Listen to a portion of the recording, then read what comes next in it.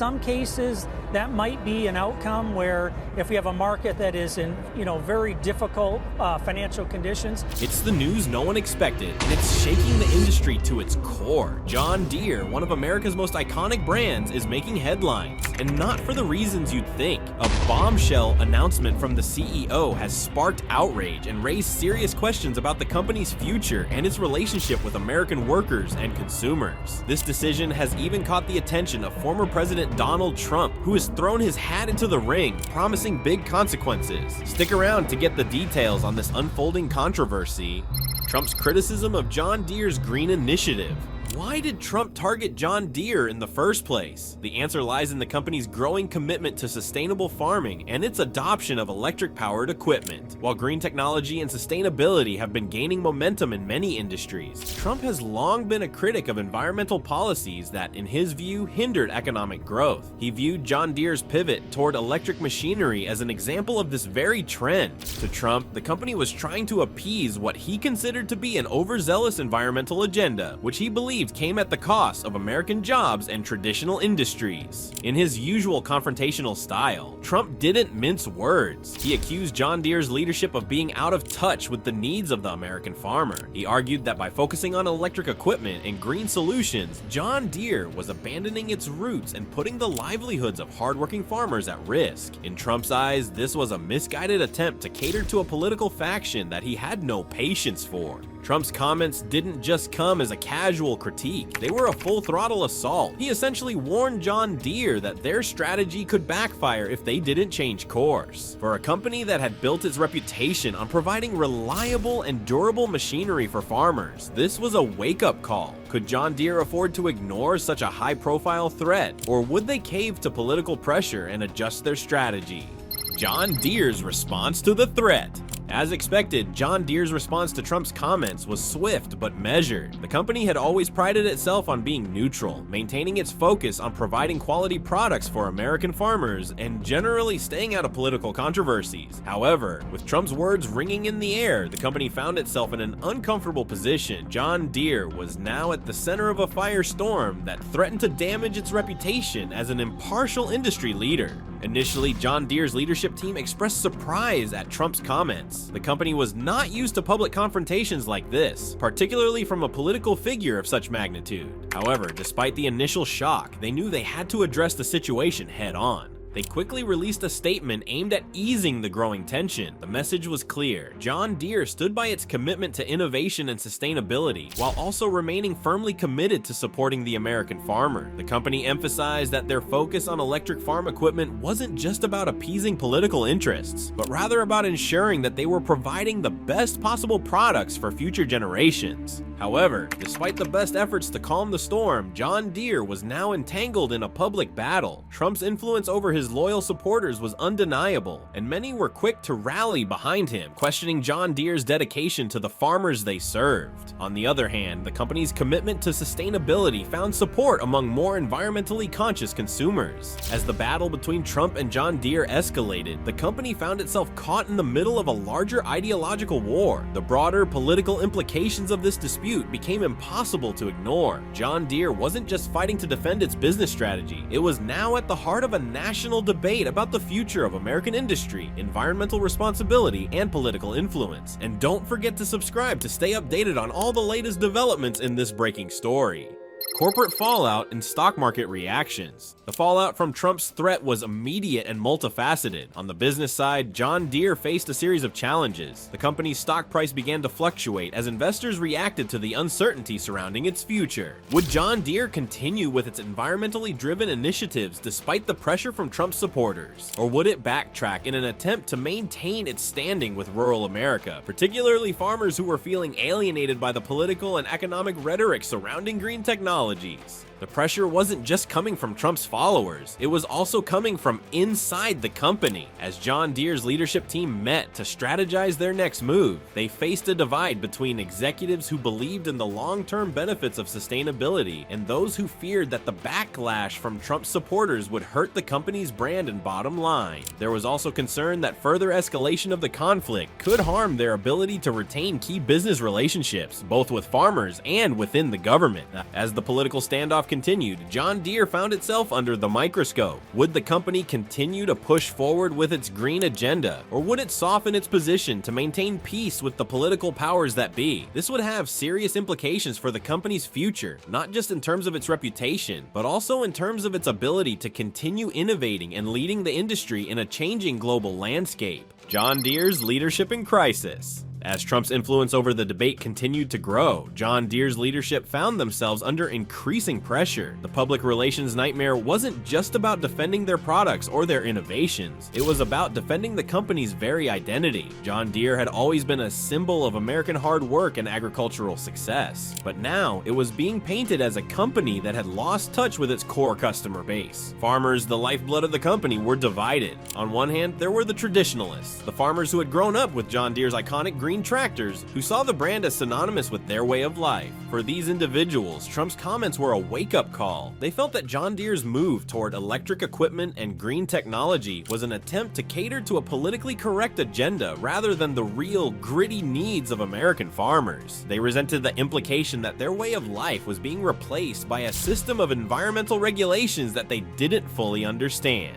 On the other hand, there was a new wave of environmentally conscious farmers who saw the long-term value in electric farming equipment and other sustainable solutions. For them, John Deere's embrace of green technology was a positive step forward, aligning with their own values of sustainability and responsibility towards the planet. The tension between these two groups of customers placed John Deere's leadership in an untenable position. How could they keep both sides of their market happy? How could they continue innovating without alienating their loyal customer base? In the boardroom, this debate raged. Executives were torn between staying the course and risking further political fallout, or backing away from green technology in the hopes of placating Trump and his supporters. No decision was easy. Every step forward seemed to bring more controversy, while every retreat felt like a betrayal of the company's future.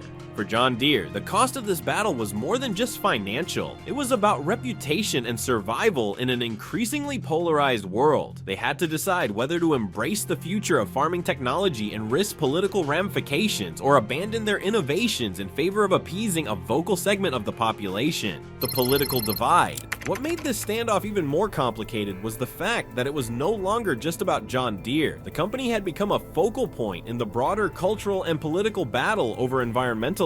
The divide between the two sides was emblematic of a much larger struggle happening across the nation. The battle between the traditional working-class values that Trump championed and the progressive green policies that many corporations, including John Deere, were beginning to adopt. Trump's rhetoric wasn't just aimed at John Deere as a company. It was a broader attack on the green movement, one that sought to paint businesses that embrace sustainability as out of touch with the realities of rural America. In his eyes, John Deere was a key player in the industrial complex that had sold out to the environmentalist agenda, jeopardizing jobs, economic growth, and the very essence of what it meant to be an American company. For John Deere, this wasn't simply a fight for market share. It was a battle for ideological dominance. The company now found itself caught in the middle of a political culture war, where every move was scrutinized and every decision could be seen as a statement on national values. In such an environment, making neutral decisions became almost impossible.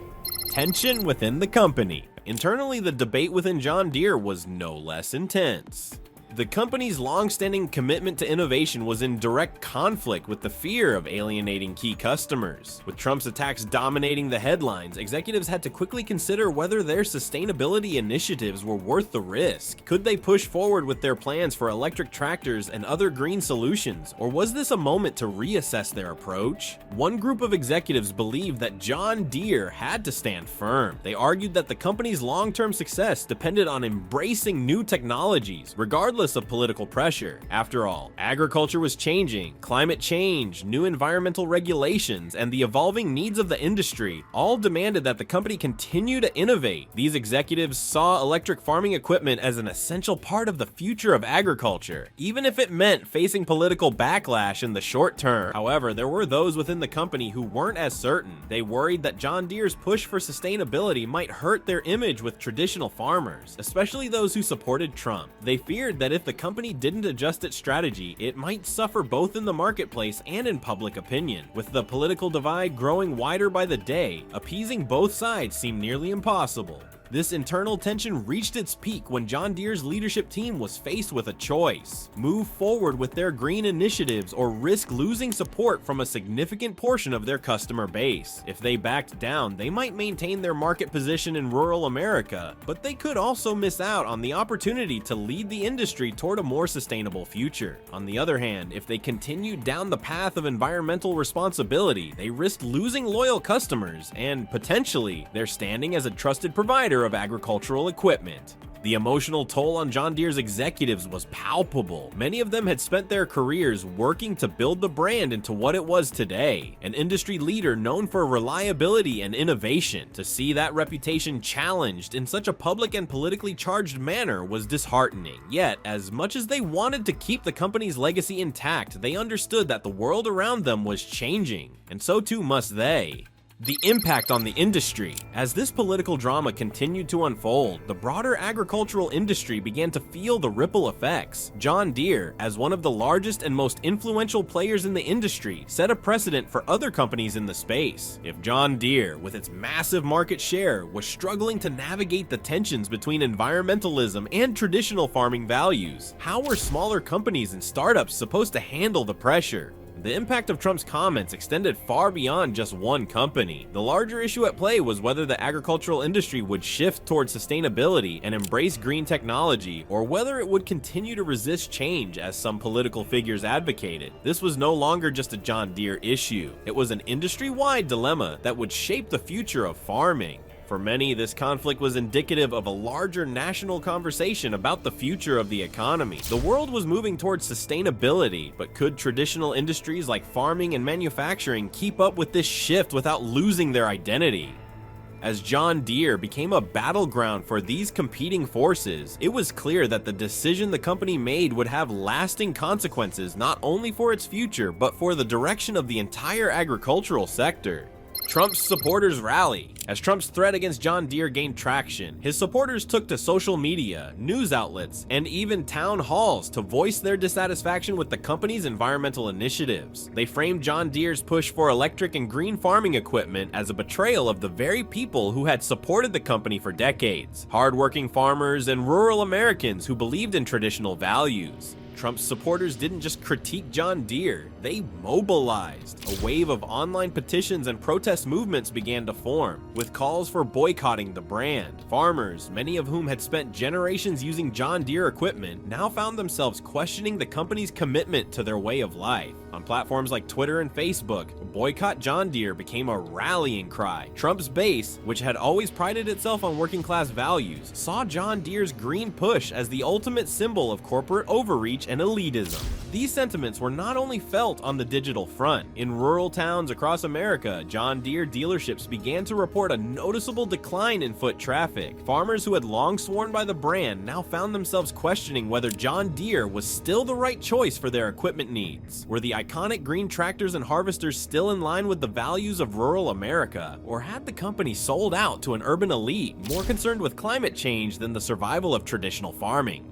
John Deere's leadership, still grappling with the fallout from Trump's remarks, had to confront this new reality. The backlash from Trump's supporters was not just a minor inconvenience. It was a serious challenge that threatened to undermine the company's stronghold in rural America. No matter how much the company believed in its green initiatives, it now faced a public relations crisis of unprecedented proportions. Corporate strategy in limbo. For John Deere, this period marked a critical juncture in its history. The company had always prided itself on being a provider of high-quality, dependable equipment for farmers across the country, but now it found itself at a crossroads, with its environmental policies at the center of the debate. The question was no longer just about innovation or market share, it was about survival. Could John Deere continue with its sustainability plans, knowing that they might alienate key customers? Or would they back down from their commitment to electric farming equipment and green technologies in order to preserve their market position among conservative farmers and rural communities? The The board of directors and executives at John Deere convened in closed-door meetings where discussions reached a boiling point. Some believed the company should double down on its environmental initiatives, arguing that the future of farming depended on sustainable practices. The transition to electric tractors and other green farming solutions wasn't just a trend, it was a necessity for the long-term health of the agricultural industry. Others, however, warned that such a move could be catastrophic for John Deere. The company's leadership had to acknowledge the power of Trump's base and the influence that the political divide had on consumer behavior.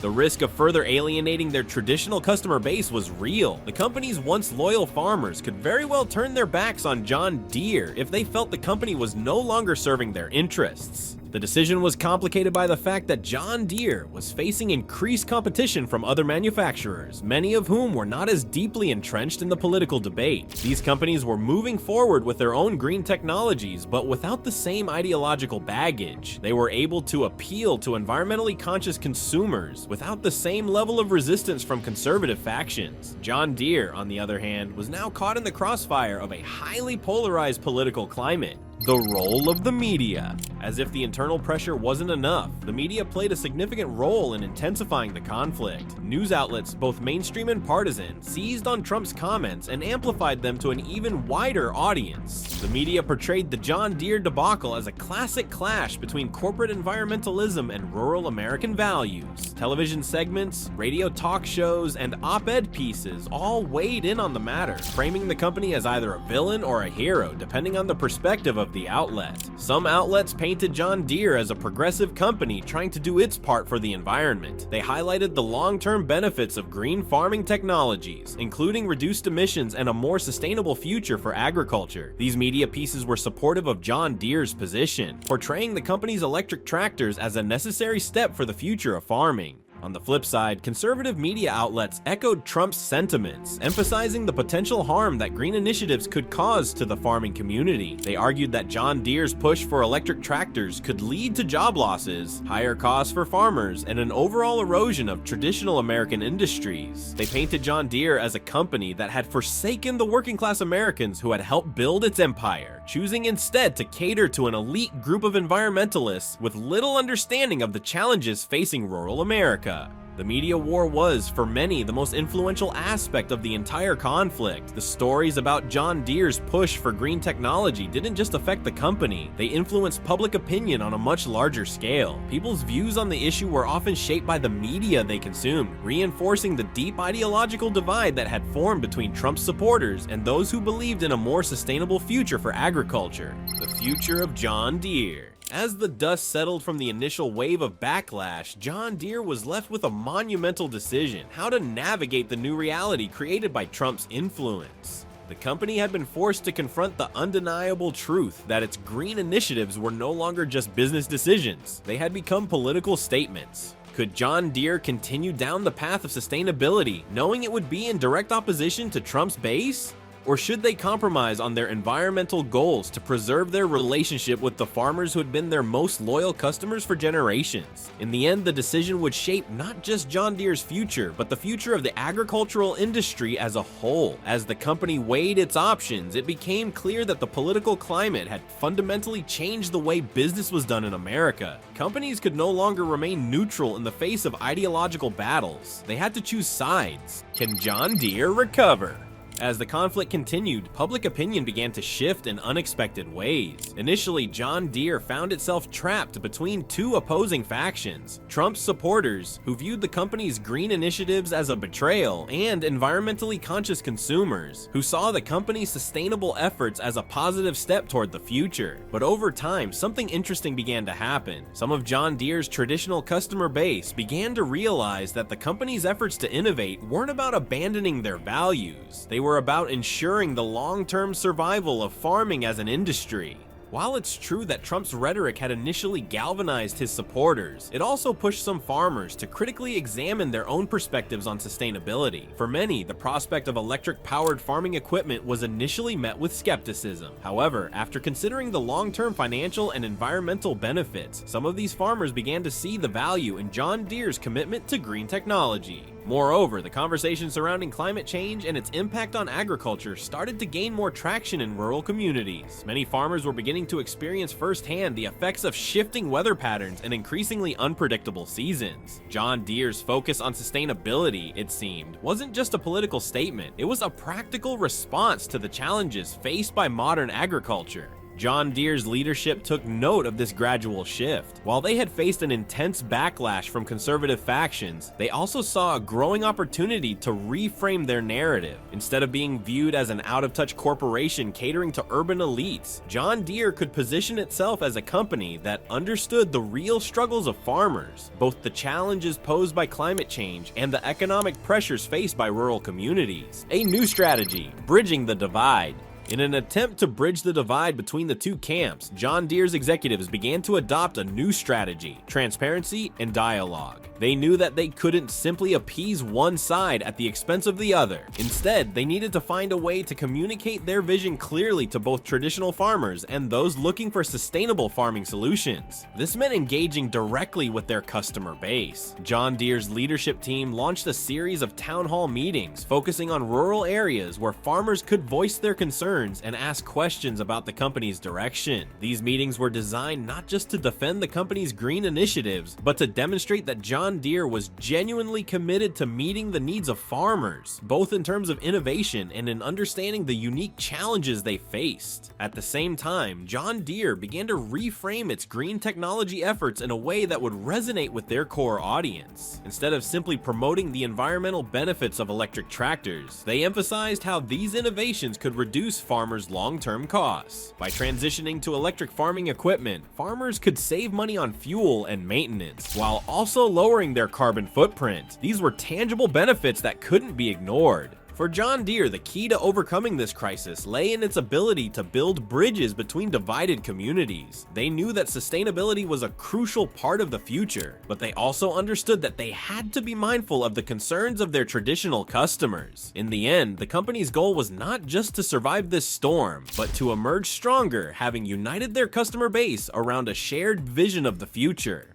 The rebuilding process. As John Deere worked to rebuild its relationship with the public, the company realized that regaining trust would be a slow and deliberate process. Trump's comments had left a lasting mark, but they weren't an insurmountable obstacle. The company's commitment to both innovation and customer satisfaction gave them a strong foundation to stand on. One of the critical steps in rebuilding trust was acknowledging the concerns of the farmers who felt alienated by the shift toward electric equipment. John Deere didn't dismiss their fears or concerns about the changing landscape of agriculture. Instead, they acknowledged that the transition to greener technologies could be difficult, but they also emphasized that the company was committed to supporting farmers every step of the way. John Deere introduced new initiatives aimed at helping farmers transition to more sustainable practices without compromising their livelihood.